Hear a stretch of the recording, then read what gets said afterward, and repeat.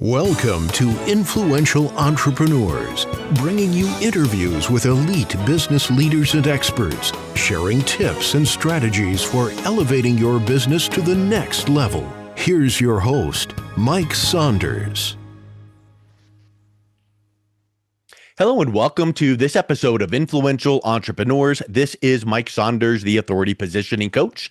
Today we have with us Christopher J. Dixon with Oxford Advisory Group, and we'll be talking about taxes and estate plans. Christopher, welcome to the program. Welcome to be here. Thanks for having me, Mike. Hey, I want to dive right into taxes and estate plans because that's just a riveting title. In fact, I know that you wrote a book on taxes, and my question is, why write a book on taxes? Who wants to read a book about taxes? That kind of sounds like something that gives you a pit in your stomach when you hear about it, right? Yeah, well, exactly. I initially wrote it so I could put my own self to sleep. I got sleep apnea, so I was, hey, if I write a tax book, that's surely going to make me fall asleep, right? Turned out the end result was, it didn't put people to sleep. It was an Amazon bestseller. It probably has something to do with the fact that it was tax-free investing, which I don't think there's anyone out there that would not want a piece of that. What inspired me to do it was I didn't really see a lot of instruction, education out there to begin with for your everyday American when it comes to taxes and tax investing, really.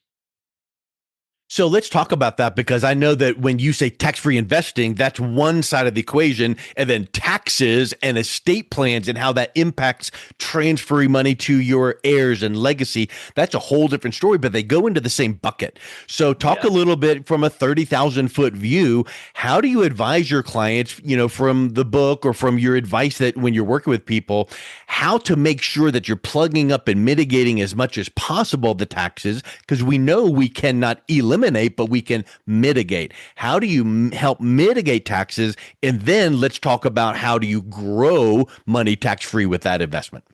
Yeah, absolutely. So first of all, when it comes to an individual's taxes, especially retirees, there's a myriad. There's a myriad of different strategies to use. So it's really paramount that we figure out what are the best one or two strategies, because a lot of them are good, but we want to do what's best.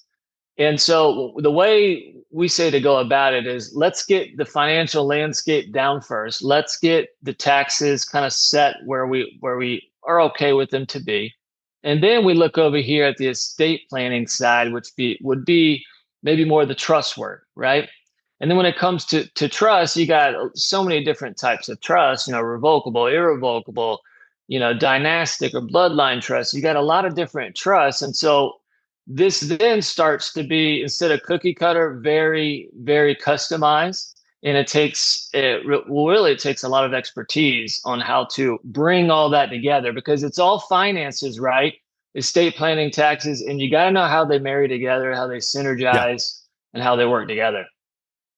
So basically, and I'm confident that I'm right in saying this, there is not one plan that works for everybody in regards to what the client is needing for legacy and wealth transfer. Yeah. So, one of the questions we initially ask is leaving a legacy a concern for you at all? And it gets people thinking, because some people say, you know what? I mean, I thought it kind of was, but you know what? My kids are kind of well off. All right. I want to spend my own money. Or I want to die with zero in the bank. Right. Yeah. And so, we're not going to try and shove an estate plan into, a square hole. And so what we'll do is we'll say, all right, what are your needs? All right, you're wanting to leave a certain amount of assets to kids. Okay, so the best thing to do is just start from the end and then move forward. How much would you like to leave? Period. All right, well, let's go ahead and carve out that amount that we know for sure this piece, no matter what, is going to go to heirs. And you mentioned peace, and I was literally, my mind was going to playing chess. Like when you make a move and you keep your finger on the piece and you go, okay, is this the best move? What if I go here? What is that going to cause? And then when you've made that final decision, you take your finger up. Okay, now it's for real. Same with what you just described. What is the end? What does it look like in retirement? What is legacy planning? What does wealth transfer look like? What do you want? And if that's the case, once you've, clarified that, now we work backwards. And then there's a myriad of things that can be done. And I'm confident, aren't saying, well, then you must do this. You're going, how would you feel about this option or this strategy? I think that's super powerful. And isn't it true? And maybe you can comment on this when you are putting that plan together for a client at the end. Isn't it like they almost take this deep breath and go, man, that just feels good. I just feel like I've given this gift to my family that they're not going to be stuck with estate taxes or this transfer tax. Now we've got it planned ahead of time, and that really, really gives them a feeling of peace in their plan. Yeah, definitely. I mean, anytime you have a plan, as human beings, we feel better, right? We're able to enjoy, our surroundings more. It's whenever we don't have a plan, if you think about it, and any time throughout life, that's when the anxiety happens because Yep. You don't have the plan.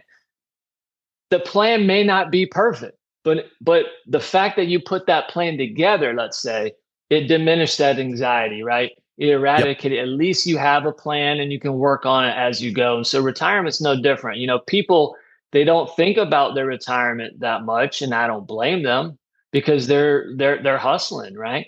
Yeah. They're worried about different things, their family, kids' education, putting away their 401k. And then all of a sudden they hit retirement. Oh, wow, I don't have an income distribution plan. I don't have an estate plan, tax plan, right? Maybe they have an investment plan. Maybe it's the same one they've had all before, but all those factors now come to the surface in retirement. Yep.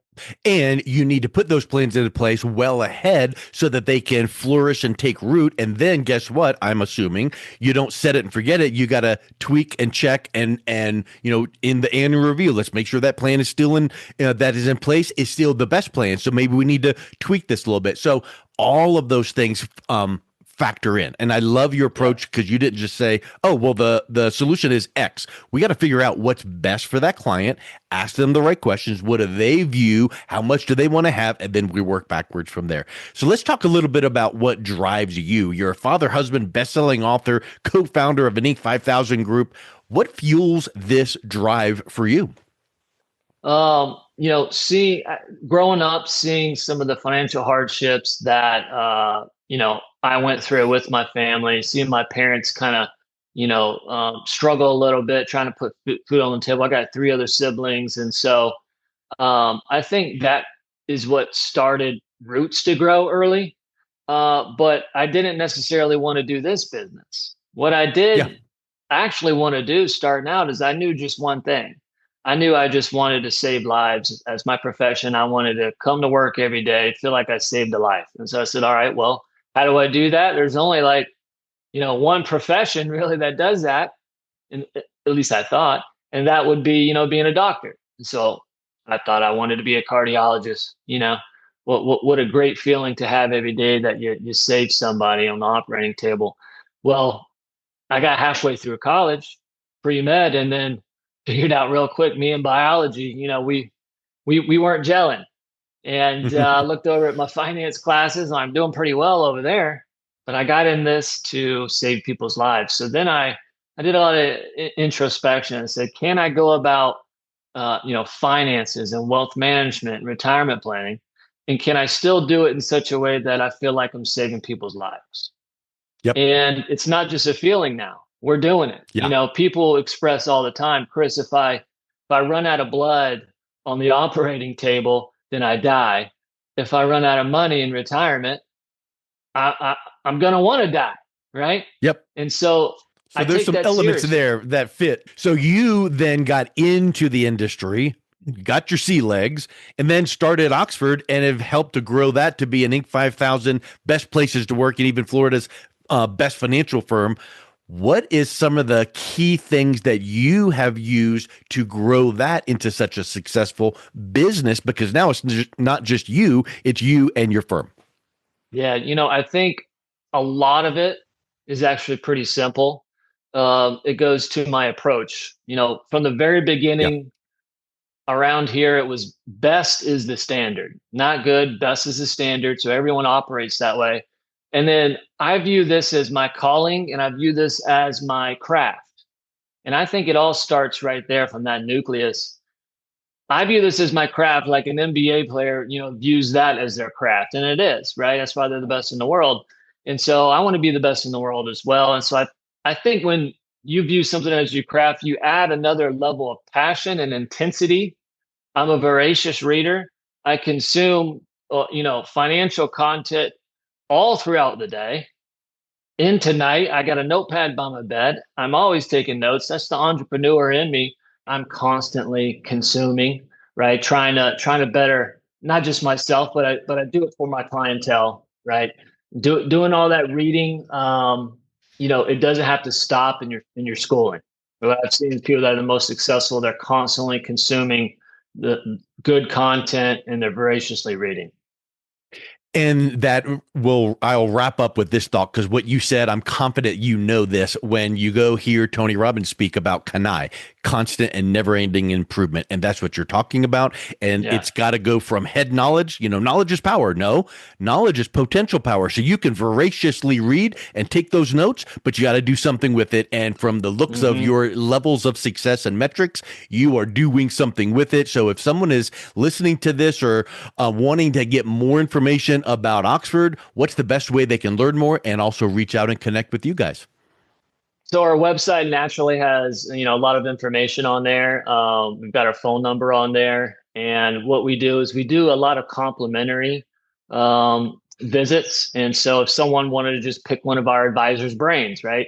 They're able to do that. It'll be complimentary. They won't cost them, and they'll just find a time for them, whether it be in office or anywhere around the country through, web conference. We're more than happy. We're trying to educate people. At the end of the day, we love to educate. Love it. And then we'll have your direct link to the website right there in the show notes, and everyone can go and learn, because that's what it's all about. Well, Christopher, thank you so much for coming on today. It's been a real pleasure chatting with you. Thanks, Mike. You've been listening to Influential Entrepreneurs with Mike Saunders. To learn more about the resources mentioned on today's show or listen to past episodes, visit www.influentialentrepreneursradio.com.